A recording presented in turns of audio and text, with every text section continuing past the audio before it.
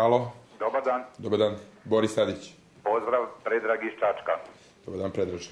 Pre nego što odlučim kome ću dati svoj glas, ja bih voleo da znam, da mi kažete šta je vaša stranka učinila u prethodnih 7 godina, a zatim, ako možete da mi kažete da nabrojite na prste jedne ruke, šta je to što će stranka učiniti u narednom periodu? Hvala vam, Predraže. Ovo je teško i konkretno pitanje, ali volim takva pitanja. Evo ovako.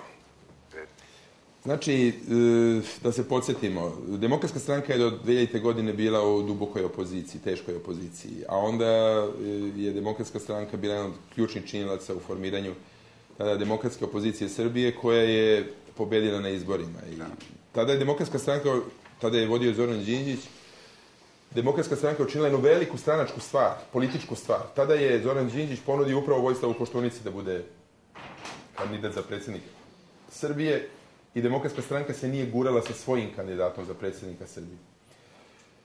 Nakon toga su bili republički izbori i 2001. godine Demokratska stranka je ušla u vladu koju je formirao Zoran Đinđić. Podsjećam vas da ni tada kada je Zoran Đinđić formirao vladu da je u njoj bilo možda 2 člana Demokratske stranke. Svi ostali su bili nestranačke ličnosti. Druge stranke su gurale svoje članove u vladu, ali mi smo tada pokušali da pokažemo drugačiju političku kulturu.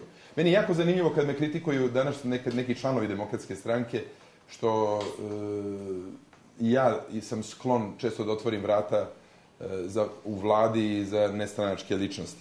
Ali evo podsjećam na prosto tu tradiciju Demokratske stranke. Zato što Demokratska stranka je proširila polje rada, učlanjivala je u svoje redove i neke druge stranke, ali je uvijek bila otvorena i za nestranačke ličnosti, jer složit ćete se, nadam se sa mnom, kada kažem da ne mogu samo stranački ljudi doprinositi poboljšanju života u Srbiji.